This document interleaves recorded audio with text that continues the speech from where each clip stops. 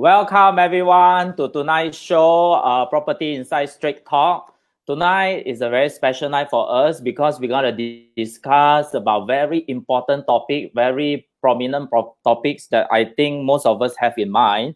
It's all about disruption with confidence during this pandemic. How can we actually do the pivoting for our businesses? And also, how do we stay at all-time high confidence to get us sail through this pandemic? First off, I would like to introduce our panelists for tonight. Of course, none other than Georg Chimel, Executive Chairman of Juwai IQI. Welcome to the show, Georg. Hello, good evening. And also not forgetting our good friends, Daniel Ho, Group Managing Director of IQI. Welcome to the show, Daniel. Hello, hi everyone. Okay, before we start the show, tonight is a really special night because you know what? Tonight we're gonna give out 3 ebooks. Okay, never before we're gonna give out 3 ebooks. Okay, first ebooks of course will be the one written by me, COVID-19 Survival Guide on Property Investment. And of course, the second ebook that we're gonna give out will be the Juwai IQI Market Update on Coronavirus. And the last one will be by Tony Yap, COVID-19 对房地产的影响. So what you need to do, very simple, just like, share, and tag 3 friends, and immediately you win yourself 3 ebooks that I think worth easily more than $50. Okay, first off, all right, the most important questions are, all right, how do you all spend your day during this MCO? It's unprecedented. I think we have been having this MCO for more than a month. Maybe Daniel, you can start first. How do you spend your day? Yeah, thank you, Dr. KK. And first of all, you know, it's really an honor to be here. Our day basically has been even more busier than normal working days. The beauty about, I said, being housed in your house, you practically has a lot of time because essentially you have cut down a lot of traveling time. And with the capability from technology, you can communicate with anyone from anywhere, just about anywhere. And the Juwai IQI officers is spread across 5 continents. So essentially from morning until now, we have not stopped Zooming with each other.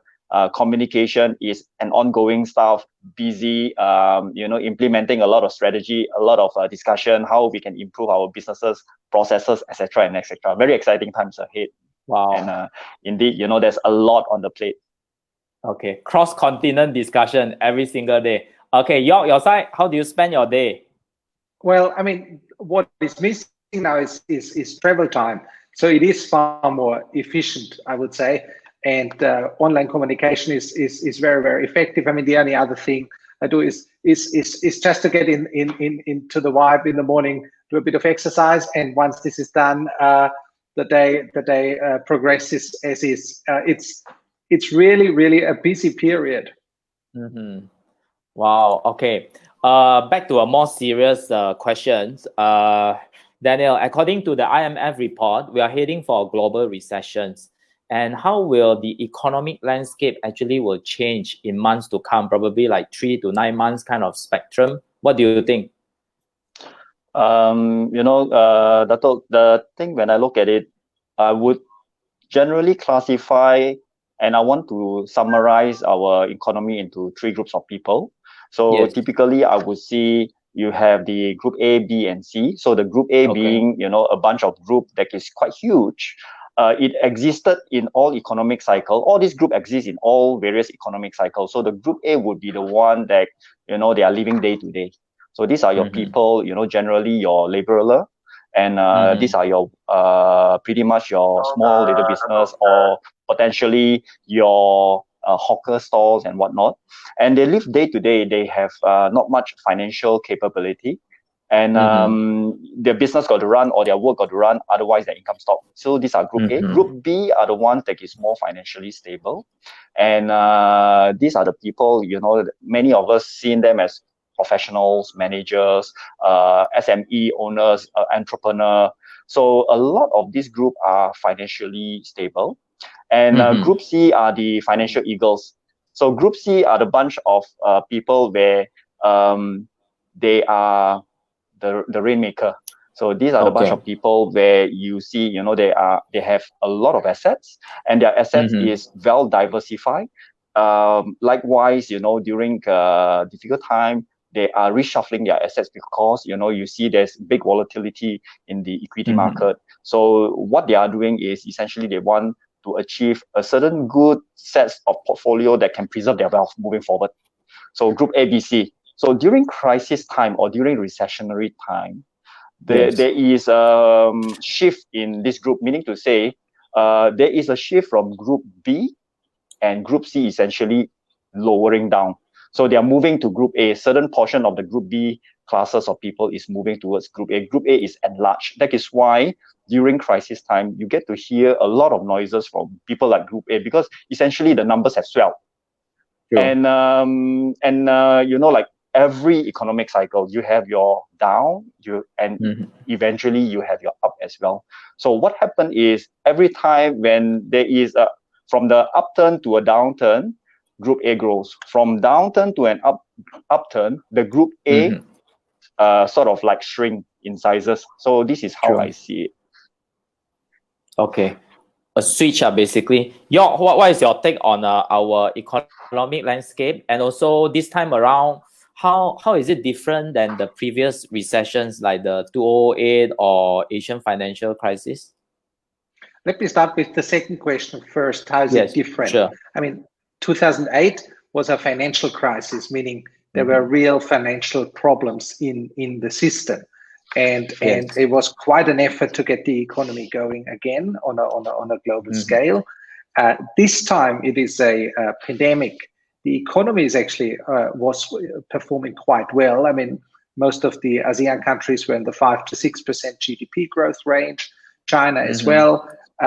So all of Asia was actually powering along quite nicely when the pandemic hit, and that slowed everyone down. Some have like a 0% growth rate, others will have negative growth rates in 2020. But one thing is for sure, I mean, while everyone around the world will have a negative growth rate in 2020, nobody is probably safe. I think there's one estimate that China might just get away with 0.5% or 1% this year. Next year is the big difference. Next year, the ASEAN region will shoot up next year by at least 7% on average, and China potentially between 7 to 9% next year, based on the IMF. And that is stronger than anywhere else in the world. So what will happen is, currently it's a difficult time in terms of GDP, but next year it will grow. And one of the reasons why it will grow, there's a lot of money out there waiting to invest, because confidence is the key thing. Confidence needs to come back to the market, and the better the news get about recovery, reduction of lockdown, etc., the more confidence will be gained, and then the money will flow back into the market. Yeah, understand. So as for JUI IQI, because you guys are marketing mostly international real estate from more than 90 countries to Chinese buyers. So what will be the sentiment for Chinese property investors right now? I mean, Chinese property investors are continuing to be very, very interested. I mean, they're the biggest buyer group in Asia, continuing to be very interested in Southeast Asian properties.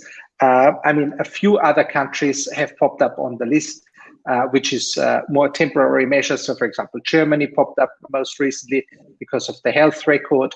US and UK is kind of coming up and down from time to time. I mean, JUI IQI does a lot of cross-border and is the leader for Chinese properties overseas.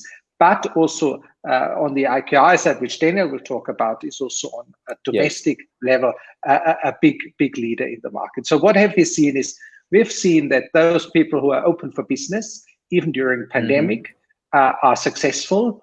And the good thing about technology and the proliferation of technology as it exists now, it is not that difficult to stay alive, to stay open and stay alive as a business, and to really prosper. in these times. There's a few things companies can do to really perform well in these times in real estate. Yeah, I guess you got on the key point lah. These days, most of the SME, all the businesses, the keyword here is staying alive. Maybe we can bring back the focus to Malaysia property market. Daniel, how will it impact, in your opinion, the property market with this ongoing pandemic?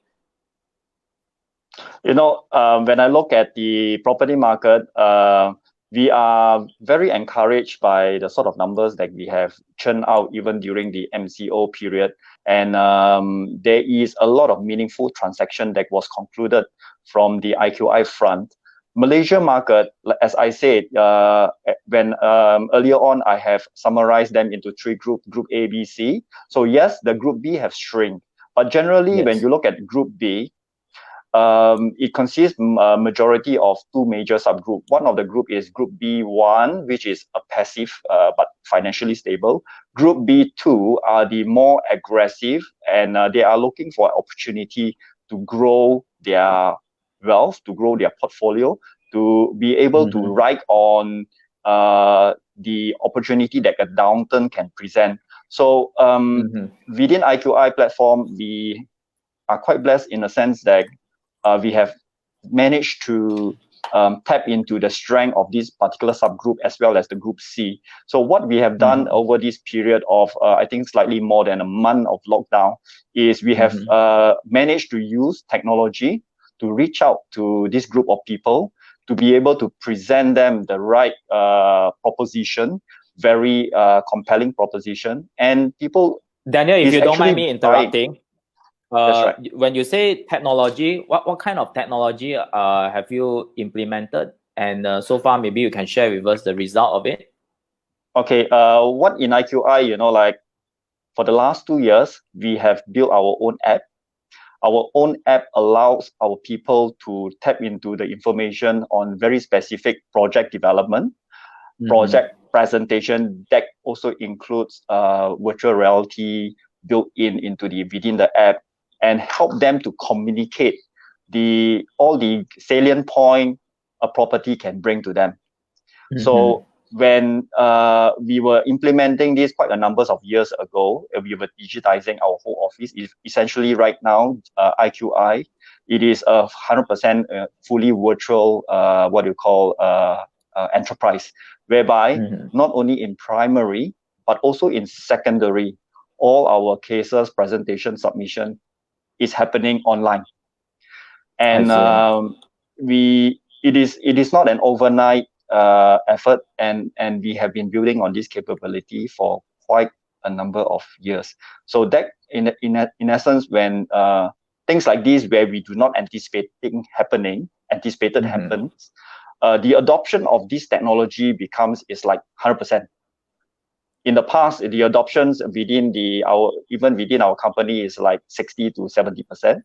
But over this MCO period, is like 100%. Is either you adopt or you don't do business. So what are you going to do? So left with no choice, you know, everybody adopted. Yeah. So for IQI, maybe you can share your experience with us. What motivated you all to adopt with this technology even before this pandemic? You were saying a few years back, right, Daniel? What is the main... As far back as about 5 years ago, we started our digitalization roadmap. The main motivation is very clear. We've seen it in so many tech companies. Their growth rate is very fast. You look at Alibaba during the time, you know, from very small, they grow. You look at Amazon right now, you look at Facebook. There are so many very clear and very distinctive DNA within this company that help us chart our pathway. And it is not easy in a sense in the early days, and even right now, the investment required to build this capability runs in the millions. So we have dedicated a huge amount of resources to build this capability. And while we were building, you do not see the fruit that you can reap immediately. But it's sort of like over time, the value of your investment is realized. So it is a long-term play and it is an ongoing thing. Okay. What would be the advice that both of you can have for all the SME out there that their, how should I say, their journey towards O2O, offline to online, didn't really actually taken place yet? So is it too late for them to do it now? And if they were to do it now, what would be the advice for them if they are just a small SME starting out to go into digitalization? Maybe you can share with us some advice. Okay, I would suggest, like for any entrepreneur or any companies, first do an audit about your company, as in what are the resources that you currently have, and the resources that you currently have at this point of time. Would you, number one, would you be able to survive through and sustain through this crisis? And having done that, would you have adequate resources to continue to build on or your digitization program or roadmap so that you will reach your objective, over the long terms? So if the answer is no, you do not have sufficient resources to build your digitalization roadmap right now or start your digitization journey right now, leverage on a platform that have it. I think the world is full of opportunities. There are platforms that is already digitized. They have already invented the wheel. So to think it from another angle, if you can save yourself from reinventing the wheel, then by means of leveraging on a platform that is already digitized, do that, because this is an immediate fix. And this is an immediate remedy for you to move on. That's one solution. But of course, if your answer is yes, you have the resources to even go through this crisis and as well as plow in additional resources to build in your digitization, this is the best moment. Why? There could be very good talent from the digital world that is looking for a company, and they might be retrenched or for whatever reason. So they are looking for opportunity. So this is a good time to scout for talent and to build your capabilities. Okay, good, great answer. Your side, you as far as I know you, you have been all this while a digital man. Maybe you can share with us your experience on for most of our viewers here, small SME that they want to go into digitalization.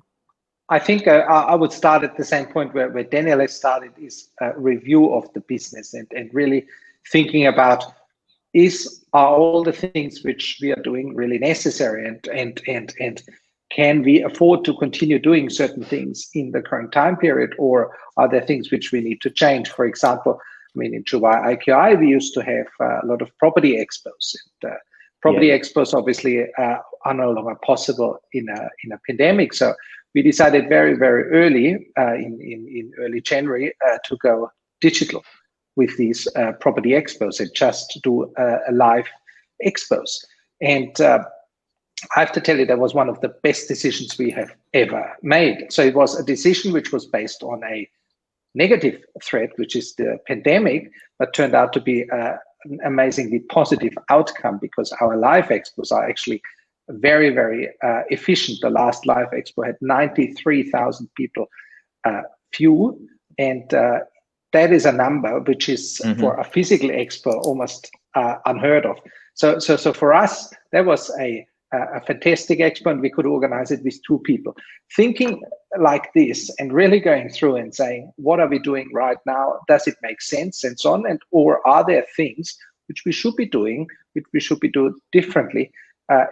Is the right thing. So not waiting too long, not continuing and kind of hoping everything will go past. The key about digital revolution or disruption is really, it's about solving real problems. Technology is here to solve a problem, is not here to entertain people by being the latest, most fashionable technology trend, but is really solving a problem.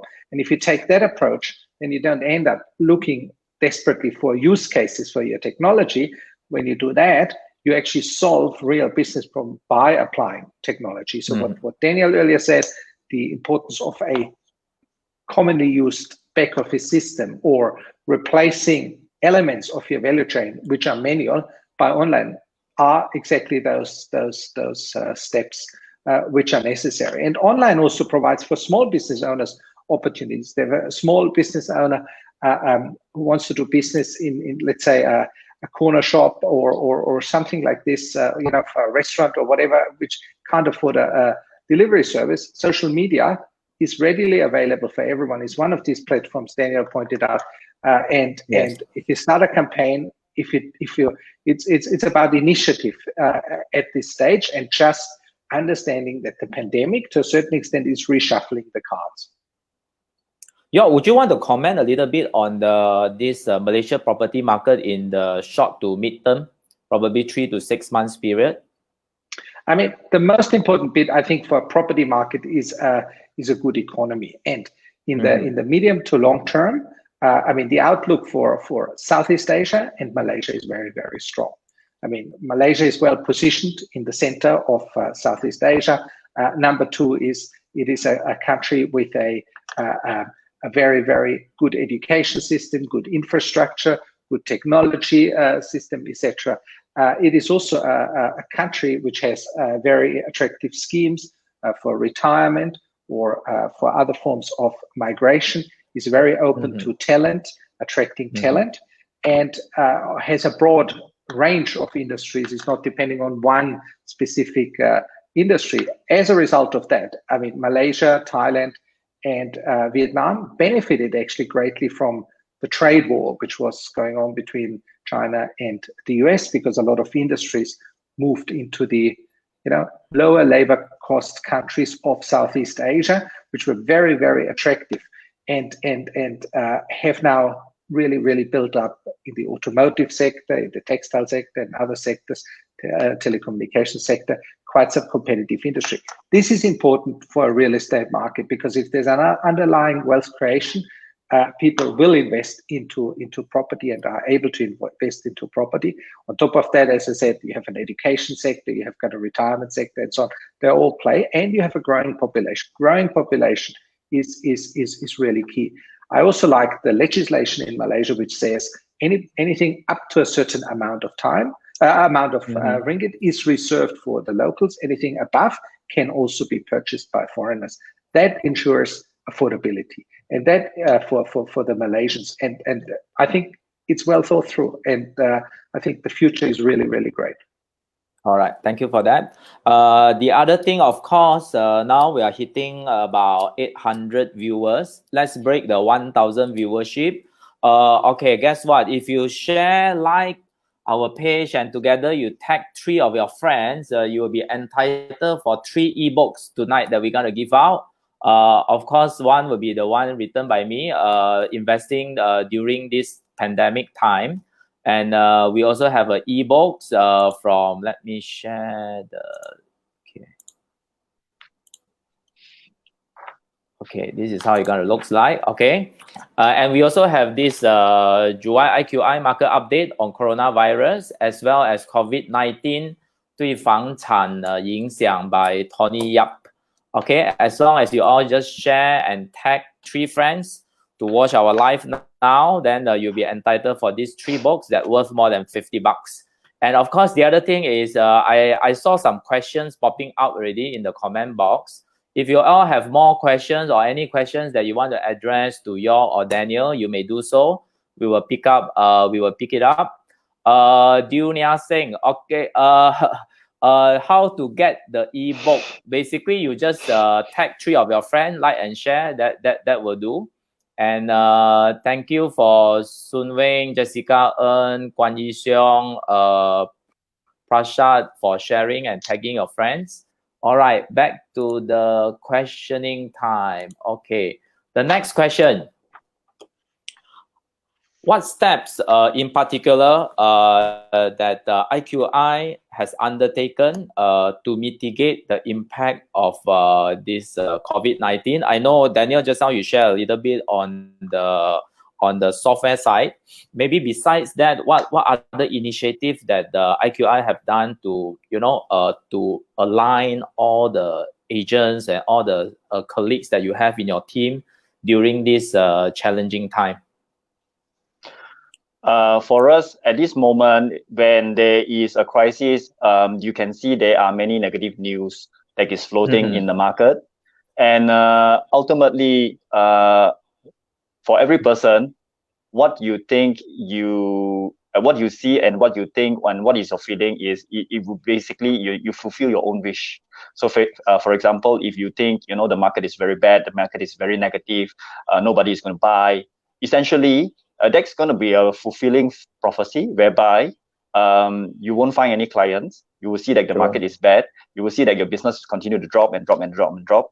In IQI, what is important, apart from digital enablement, we does a lot of mindset fine-tuning, and we help our warriors. We call them warriors. We don't call them agents. And we help them to see what is the alternative view, what are the contrarian view, as opposed to the general public, because all these negative news is coming from Group A. The grouping of people. So when you listen to Group A people, you are listening from the wrong crowd. Yeah, but they are the fearmongers. Yes, exactly. The doomsayers. And when you go to Group B, you get a different view. When you go to Group C, you get an even more crazily aggressive view. So from whom do you want to listen? You want to listen to the very successful one, and quietly, quite quietly, they are fishing for opportunity. Yeah. Or they are looking for the choice is yours. Exactly. Yeah. The choice is yours. And for us, I think for as far as we are sort of like captain of the company, we have a responsibility to steer our people, to help them see the right thing. And when your whole team is bursting with optimism, deals start flowing in. Not only that, you as a captain of the company should also look at ways how you can add in a lot more empowerment. Digitalization is important, is a very strong tool, but what other empowerment in terms of industry knowledge, in terms of factual representation that can help your people to continue to grow, and what other tools that is continuously enable their capabilities to go up the next level? Because right now, in today's time, this sort of cycle only happened in 10 to 15 years, one time. In 10 to 15 years, those who see it have an opportunity of a lifetime to amass tremendous wealth or grow their wealth portfolio in the most unimaginable way. So if you miss this round, you got to wait another 10, 15 years. If you don't miss this round, probably the next 100 years, this is your bigger cycle. That's right. Yeah. And probably, those who live long enough, even though if you live long enough, you might not have the strength to do it. Right? Might as well you do it now. So I think, this is another school of thought, which group of people do you want to hold on to? Essentially, what I can say is IQI is a testament to what we see and what we believe and the sort of mindset that we have. And that is why during this MCO, our numbers are very encouraging.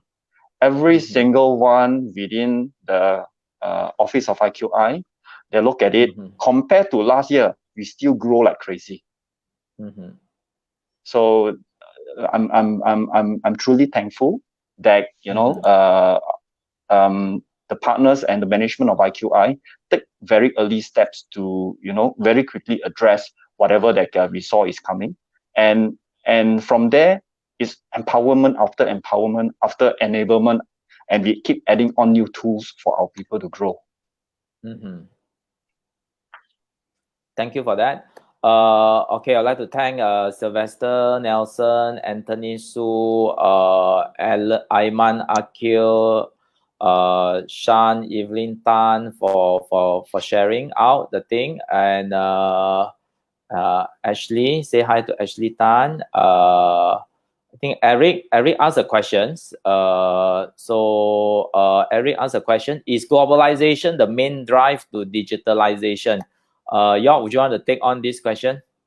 I'm happy to do that. I do actually believe the main drive for digitalization is really making things easier. It's not so much the globalization. It's really solving day-to-day problems. I mean, if you turn the time back 10 years ago, you were looking for property and you had a newspaper and you're flicking through the newspaper many pages and you were looking for property, and it was very hard to compare and search, etc. And then the classified site came and simplified such a process. Not so much to do with globalization, but really solved a challenge. The other ones is that if you think of the whole logistics or purchases of goods and so on, what Alibaba did is literally said, it's not just enough to find something, but to get whatever you like within a time period, to set a time period, say within 2 days on a global scale, you should be able to receive a certain good. Again, this is really solving a problem. I mean, why is Grab so successful? Because there were some challenges when you were taking an ordinary taxi around payments, around switching on the meter, yes or no, and other things. So not so much digitalization, it's really day-to-day problems. Now, digitalization makes globalization easier, or global exchange makes investments, looking at your real estate portfolio, not just from a domestic point of view, but from a global point of view, makes processes easier and the likes. But I think the main thing is really technology serves a purpose for the people, and digitalization is really a key element in this. Okay, Daniel, the next question is for you. In your opinion, how will real estate agency business model change to cope with this new normal? And of course, the follow-up question will be on how will the way people consume property, the way people sell, or the way people buy property will change after all this pandemic? The way I look at it, everybody has been talking about the new normal. Yes. My opinion is the new normal is just a temporary normal.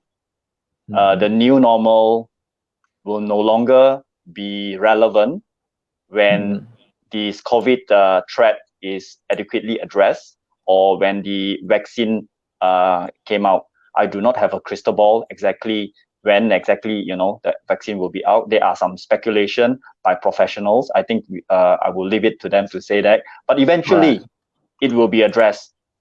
Human being essentially is a social being. We love to socialize, and we love to travel. We love to mingle with friends, have a good time with friends, meet up with people, travel together, go for entertainment, do a lot of stuff that we all miss now. So essentially, the new normal is just a temporary normal. And I want to impress upon all our listeners here that it's temporal, but you feel it so real, as if it's going to last many years to come. But when you look at history, the Spanish flu, it happened, it's temporal. People quarantine, it's temporal. SARS, people quarantine, it's temporal. MERS, people quarantine, it's temporal. So let's accept, the fact that it's going to be temporal. But while in this temporal time, the new norm is all about digital enablement. So from the IQI perspective, we have changed our model slightly to be more inclusive. To be very frank, we were approached by quite a number of business owners, agencies, not only in Malaysia, but multiple countries, to say, IQI, any way that, we can be, on board into IQI ecosystem and leverage on the IQI enablement, etc. So we become more inclusive. So we look at ways how to work with a smaller agency or any other agencies that wants to leverage on a technological platform, not only on an agency per se, but leverage also with a portal on an international scale. That is where we have Juwai. We are so blessed to have them, and we consolidate all this capability to help our people grow and grow better. So yes, the model got to be tweaked, but essentially, I believe it's going to be a temporal thing, because people will go back to their own ways. We start missing out our old days already. Yes, I yes, start a lot. missing out where I can go back to my favorite restaurant and enjoy a meal in a very peaceful or romantic way with my wife or with my family. So many things that we want to do. So we must have faith that history always repeats itself, which is True. eventually this issue, this crisis will pass, Mhm. and we are going through this transition. Mhm. And This our shall change pass. and our change on business model, we must be mindful that the long-term vision of the company remain unchanged. You Mhm. change, you tweak intermittently to address this crisis. But what is Mhm. the long-term vision of your enterprise, your organization? And if you have a very compelling long-term vision, hold on to that, because that's the right vision to go for. And Correct. that's where your identity is. Do not lose your identity because of this crisis. Mhm. Understand. Your side, how will the way we consume property, the way we sell property, or the way we buy property will change during this period of time or after the pandemic? I think there will be some elements which will remain. Like, I mean, at the moment, obviously a digital end-to-end finding of a property, purchasing of a property, and whatever comes afterwards, servicing will be on the agenda. And I do believe that certain elements of that will remain in the future. So COVID or the pandemic will change or accelerate the change. This change would have or anyhow happened, but now it has become, as Daniel said, mandatory. And when things are mandatory, they happen faster and they happen more comprehensive. Okay. Just now, Daniel, you touched on a little bit on the lighthouse analogy. I find that very suitable for the discussion today. Of course, today we might have some real estate negotiators or agency bosses that are with us as our viewers tonight. And of course, for me, all the negotiators out there, I think they act exactly like entrepreneurs, because it's their own business that they are managing right now. Of course, they do not own the brand, but they are entrepreneur by its own self. So maybe you can share with us the concept of lighthouse that a leader must possess during this time. The example that a leader should make to all the people, all our followers, so that they can, confidently sail through this challenging time. Maybe you can share with us the so-called your lighthouse theory. Okay. At whatever moment, the leadership of the company constitute a beacon of lights. As a beacon of lights, essentially what you are doing is you are showing the way for your employees and for your agents where the direction is in terms of growth. Your vision is for the entire company. You are sailing through, the entire company is sailing through the vision that you have. So during crisis, it's very easy to allow all this tsunami of negativity basically wipe out your light or cover your light. I think for any entrepreneur, I want to instill upon all of us, like, we are all human beings. We are, we can be influenced by negativity, but time again, do not let go of the vision that you have, and do not let go of the light that you are emitting, because when you lose your light source, you are impacting your whole organization. You are affecting all your employee. You are affecting all your workers or subcontractors that depends on you. I think as business owner, we have to continue on to hold this torch. The success of a country depends on the success of its enterprise and its entrepreneur. And in Malaysia, we are very fortunate because Malaysian have our Malaysian way of life, and this is a beautiful life. And do not let this crisis extinguish that Malaysia way of life, which is beautiful, which we all enjoy. The beautiful people of Malaysia deserve a better tomorrow. So rest assured, fellow entrepreneurs, we can be down one time or another, but always rise up. And it's important to hold on to be a beacon within your company, because by you being a beacon, you are giving all the positive energy for your team members, for your employees to continue to grow, to fight for the country that we all love. We cannot afford to have all our enterprises dwell or dwelling in negativity. So all our enterprises and bosses have to move forward. And for employees as well, they have the responsibility of backing up the company that they work for, the company that they have nurtured them for so long. Fight for your company. Do whatever it takes. If you have a great idea, share with your bosses. Grow this, grow that. Look at all possibility to push the business model forward. I think that's important. Okay, I share with one of the veteran industry players just shared with me. He said 30% of the negotiators in Malaysia might be dropping out due to this COVID-19, as with what happened during the credit crisis in the 2008. So what advice do you have for this group of negotiators that are now at the, as fence sitter, don't know whether to continue on or to jump to another industry? As what they say, the grass is always greener on the other side. So maybe you can give us your thought on that, Daniel. My thought is 2008 and today is different. 2008, during the financial crisis, global financial crisis, it is a wealth crisis essentially, where the wealth of many sectors of industry is impacted because of unperforming debt. And this has caused a lot of financial turmoil to selected industry that is affected. But during that time, if you remember, there are certain key selected industry that is doing exceptionally well. For example, the oil and gas. And during that time, there are certain key sectors that is really doing well. If you remember, the price of oil shoot more than 110 or something like that US dollars per barrel, and they are swimming in cash.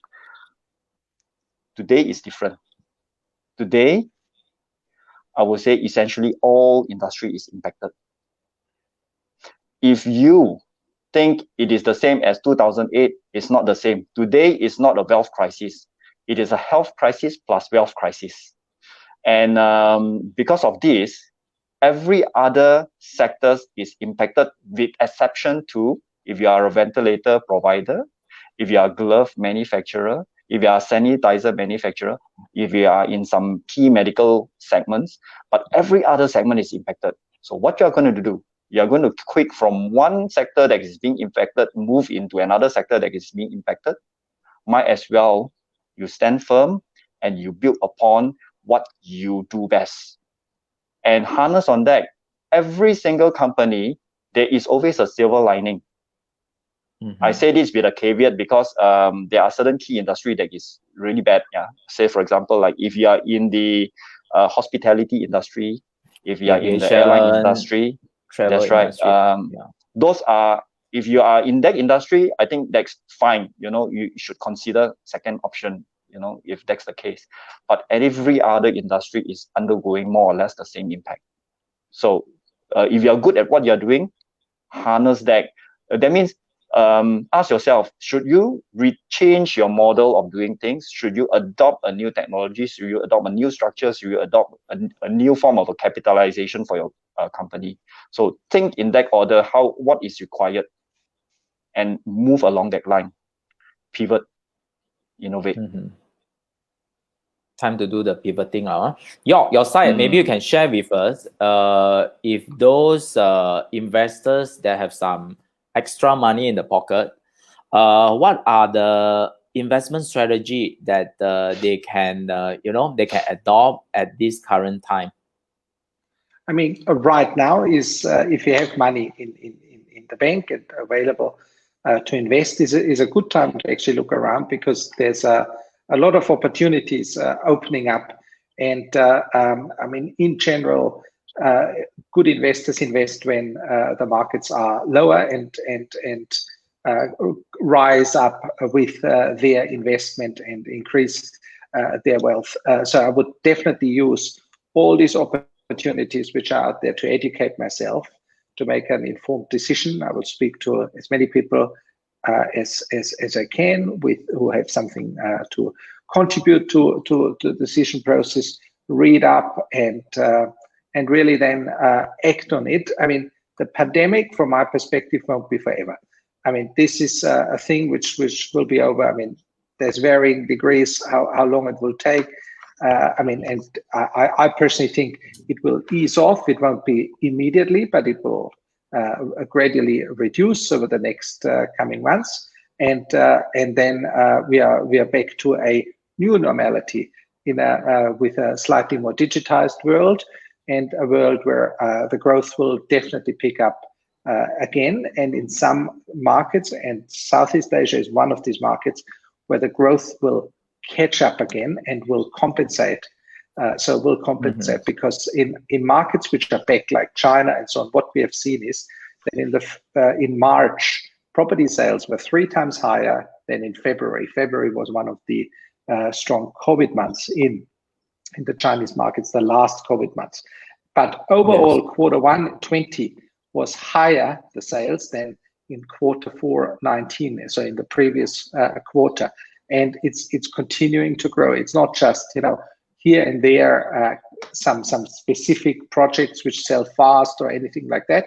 It is a continuing improvement in the market, and it's combined real estate, industry, education system, etc., etc., etc. And once this economy is in full swing, it will demand. We are seeing demand now building up for overseas properties. So once this is happening, the other markets will start to get ignited by the positive energy. The real estate markets as well as the industry. Trade will resume and grow and so on. So right now is the time. I mean, if you spend a time in front of your computer, educate yourself, make a decision, and because this is a pandemic which will be over, there's a lot of capital out there waiting to be invested. We're talking about trillions of US dollars which are waiting to be reinvested. The stimulus packages are absolutely significant. I mean, they are huge. And once they get invested into the industry where it gets invested, people will look for property, people will look for all sorts of types of investments, cars, etc. So the markets will come back. Yeah, thank you for that. We have a questions about cash flow. This entrepreneur is facing some cash flow issues. Daniel, what will be, of course, we don't know the details of it. So for those that are facing some cash flow issues, because during this MCO, most of the businesses cannot operate. Daniel, do you have any advice for them? I would suggest, you know, for entrepreneurs that's undergoing a cash crunch, do a sort of like considers what are the options available. Say, for example, recapitalization is one of it. Recapitalization you can do via, you know, are you able to identify new investors or bring in new partners, or are you able to, you know, invite another company to sort of like invest into your company and be, you know, and grow that ecosystem? Or would your capitalization be able to be funded under certain debts and whatnot? Or, you know, you have to undergo some recapitalization exercise. Understand that. That's one thing. And understand how long is the runway that you have built out for yourself. Say, for example, with the recapitalization, if you are able to extend your runway to maybe from 6 months to 1 year, something in that order. And within that time frame that you have, you re-strategize your business approach, as in you have your front end and your back end. Your front end generally are your revenue generator segments, and your back ends are your components that support your front end. During crisis time, your back end is normally, you know, overexpanded, meaning to say you have a big load on back end, you know, but not enough front end to sort out. So what you need to do is perhaps reorganize and look into your company structure, reorganize your company structure, enlarge your front end, and maximize that front end so that your back end is always chasing your front end during crisis time. So when you do that, you continue to grow revenue, income stream, and aggressively, because every market during crisis, there is always pocket of opportunity. If you look hard enough for that opportunity, you are the one that is going to uncover it. Nobody else. Those that who do not look hard enough, it would be uncovered by those that really work for it. I can tell you that. So, and when you want to increase, once you have, looked at building up your front end capacity, how are you going to generate the sort of experience that the market, when they wanted something, they will come to you? Build your capability on your front end to deliver that sort of a service so that the market engagement is there. You do not want a big front end team that do not know how to dispense, your product and services the right way, the most effective way. So you want to tell a very compelling story to your market. So a lot of trainings got to be devoted to your front end first. Let your back end scramble to serve the front end. I think that's my 2 cents. Yeah, of course, the other question we have will be on this employer-employee relationship, because this time around, this is one of the most sensitive period of time for those company that needs to resort into cost cutting, which is salary cut, unpaid leave, and also worst case is termination. We are talking about those companies that are experiencing some cash flow issue. Maybe your side, what currently what can a leader do? What kind of example can we do if we really have to resort into these cost cutting measurements? Of course, no bosses will want to cut for the sake of cutting. I think your take on that? First and foremost is be very transparent about everything they do. Second bit is walk the talk. So like be the first one and be the hardest hit in these measures. And thirdly, also focus on the growth of the business.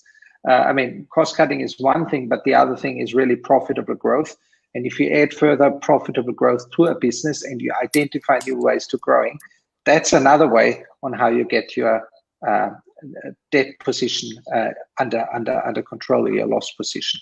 That would be my 3 things, and then obviously speaking to your suppliers, speaking to your customers, and getting a better feeling for your cash flow. So I mean, it's a time where, despite the fact that everybody works from lockdown kind of environment, like very dispersed, you can still communicate very well with technology, as long as you do a video call. Don't do a normal call, but video call I think is very powerful, because you can see. I mean, I once read 80% of the message is actually not what you say, but like your facial expression and other things. So that's what you need to do. Communicate is probably what I said first, is, and I want to finish on it, is the most important bit. All right, thank you. Daniel, what is your take on this? How do we manage these delicate issues of managing costs, and at the same time have to realign and for them to have a solid team spirit? I think first and foremost, your employee has to believe in the company narrative, and your employee, first and foremost, even before crisis, they must believe in the story of your organization. So when the organization is going through hardship, it's like the family is going through hardship. So when, like everybody have a family, if my family is going through hardship and my family cannot support me anymore, I will go out and work. And the same for every employee. A lot of employees, their livelihoods depends on the family that they work for, which is the company. So when the family, the company is going through hardship, I believe many employees will understand, especially like what Georg has said, handle the situation in a very transparent manner, communicate it effectively to every employees. And as the captain of the office, take the biggest cut. We walk the talk. We take the biggest cut everything, even strip everything, no problem. When you can walk the talk, the whole group of your employee will rally behind you, and you'll be surprised to see the sort of support and strength to carry not only yourself through, but the whole company, the whole organization to the next level. That's correct. That's correct. Yeah, totally agree on that. But okay, to recap again, maybe these days, especially at these trying times, a lot of entrepreneurs, they are finding that right strategy to really lift them up from this current situation. And one strategy that they can really differentiate themselves from the rest of their competitors.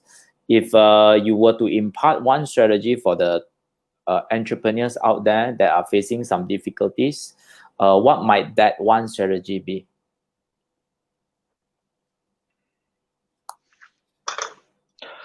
Are you saying in the context of this crisis, or in the context of running your this crisis?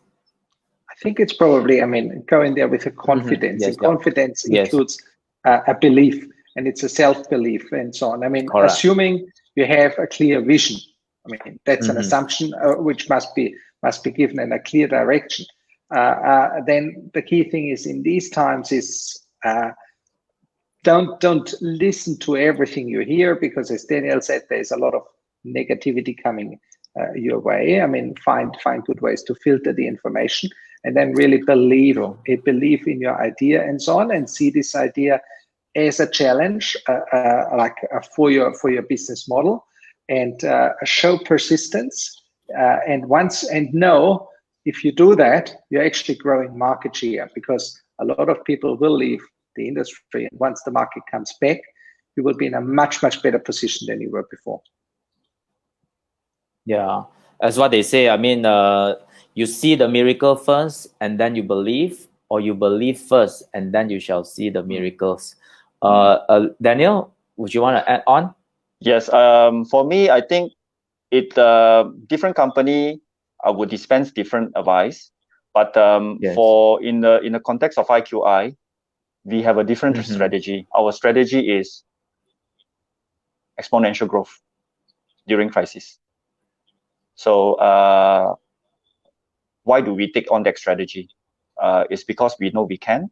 We know we have gone through this period. We are still going through the period, and whatever that we implemented, it is a validation of our vision, and it is a validation as what we see. So our strategy is growth, exponential growth. For some of our fellow entrepreneur that's going through challenges, their strategy could be more on survival.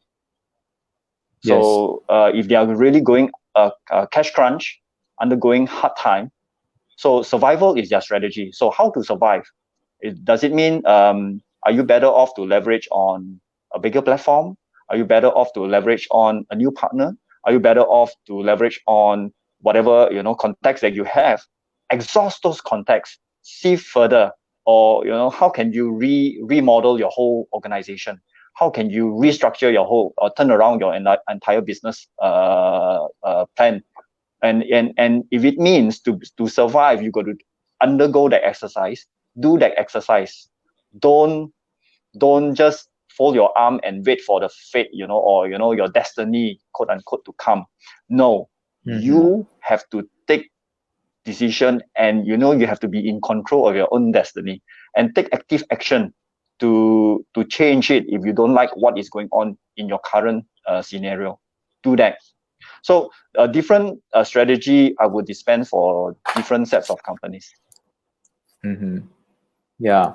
So basically, it's be the change that you want to be, lah. So right now, of course, lastly for you, Daniel, what strategy should investor adopt at this trying time? For investors, ask yourself, which group do you belong to? If you belong to Group A, don't invest. if you belongs to Group B, are you Group B1 or Group B2? Group B1 are the passive one. Generally, they are a little bit senior in age. They said, okay, I have done my bid. I have this X amount, you know, I'm very comfortable. Then Can retire. if you don't feel like investing, you don't want to take a opportunity on the take advantage of the opportunity presented during this time, then don't. But they are Group B2, you know, the subgroup B2, you know, they are more aggressive. They are slightly younger. They know they have managed to amass a bit of financial capability, a lot of quite a fair bit of savings, and they want to take opportunity. They want to preserve their wealth, grow their wealth, you know, and get good bargains out of this crisis. Do it then. Do it then. And we also, you know, we have been very quite successful in a sense, like we have built up this portfolio of Group B2 and Group C, whereby, you know, they have even the instances when during the MCO, early part of the MCO, an entire project was fully sold in 6 hours. Why? Because people take advantage, people take position, different group of people see differently. So they see, okay, there is a good deal right now. I'm being presented in that presented a very good deal. I'll take position. So which classes of group are you in? If you are in Group A, okay, never mind, it's okay. Build your capability. Wait for the next 10 years. The 100-year cycle, don't wait. The next 10 to 12-year cycle, yes, you have another shot. So if you miss this chance, doesn't matter. Life, you know, the world don't end. Life carry on. So build your capability. Who knows? You can upgrade yourself to Group B or Group C. Yeah. Okay. Agree. With that, I think we will end our discussion for today. Thank you very much, all our viewers out there, for tuning in tonight.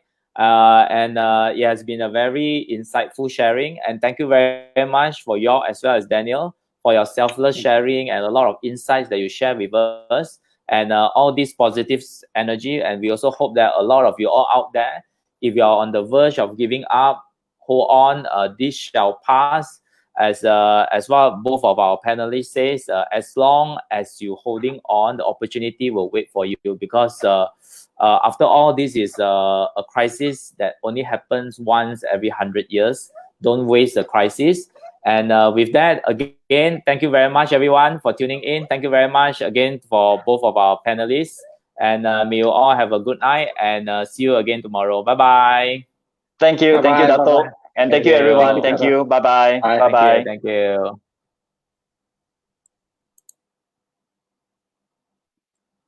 Thank you very much.